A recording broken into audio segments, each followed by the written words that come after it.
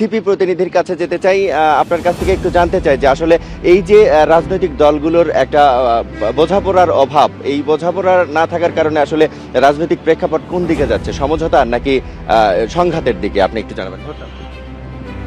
আসসালামু আলাইকুম। আসলে এটা হচ্ছে সবচেয়ে বড় সত্য, এই দেশটা রাজনৈতিক কোনো দলের না, এই দেশটা মানুষের। আমরা ব্রিটিশ রচিত, পাকিস্তানের মোড়কিত এবং ইন্দিরা গান্ধীর প্রেসক্রিপশন অনুযায়ী বাকশাল মুজিব জনসমর্থনবিহীন যে একটা ৭২-এর সংবিধান তৈরি করছে, এই সংবিধানটা দেখা গেছে গত ৫৪ বছরে একের পর এক স্বৈরাচার জন্ম দিছে। আমরা মুজিবকে দেখছি একটা স্বৈরাচার, এরশাদকে দেখছি একটা স্বৈরাচার, এবং এই খুনি হাসিনা গত ১৫ বছর একটা স্বৈরাচার ছিল। এই যে স্বৈরাচার তৈরির কারখানা, এই কারখানাটা হচ্ছে এই সংবিধান। আমরা এই সংবিধানটাকে জনকল্যাণমূলক, জনবান্ধবমূলক একটা সংবিধান বানাতে চাই। এই কারণে আমরা একটা গণভোট চাই।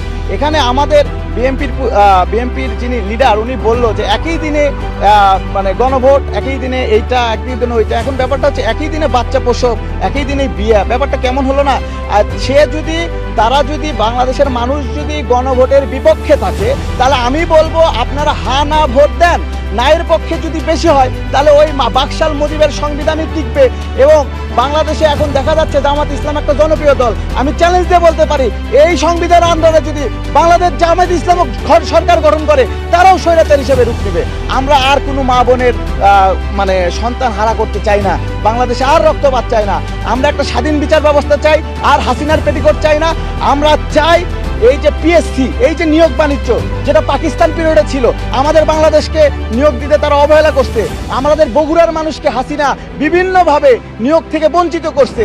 এবং দেখা গেছে ঘুষ, এই যে মামাদার চাচার জোর, এই জোর থেকে মেধার তালিকায় নিয়োগ হবে, মেধার তালিকায় বাংলাদেশ গঠন হবে, স্বাধীন একটা বিচার ব্যবস্থা হবে, দুদক স্বাধীন হবে। এবং 1831 সালের যে পুলিশ আইন, এই পেটুয়া বাহিনীর পুলিশ আইন থেকে পুলিশ কমিশন করে জনবান্ধব একটা পুলিশ হবে।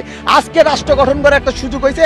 এই দেশ আমার, এই রাষ্ট্র আমার। আমরা জুলাই সনদের ভিত্তিতে একটা সংবিধান চাই, আমরা গণভোট চাই, এবং আমরা আদায় করেই নিব ইনশাআল্লাহ। জি, ধন্যবাদ আপনাকে।